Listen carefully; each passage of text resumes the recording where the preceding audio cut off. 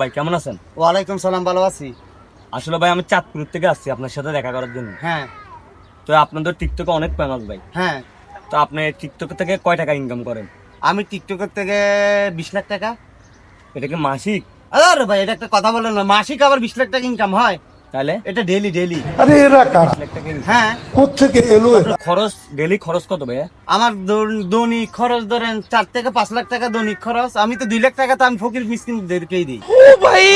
তো মানে মূলত মানে আপনার পেশাটা কি, মানে ইনকাম করেন যে পেশাটা কি? আর মিয়া, আমার ইনকাম পেশা যদি আপনারা আমি বলতে চাই, বহু মূলত আমার ইতিহাস হয়েছে যে সব চাপা মারা। আমি চাপা মেরে মেরেই কি সবার সাথে চলি কি।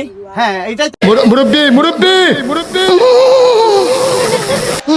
জান তুই টাকা সহ নতুন নতুন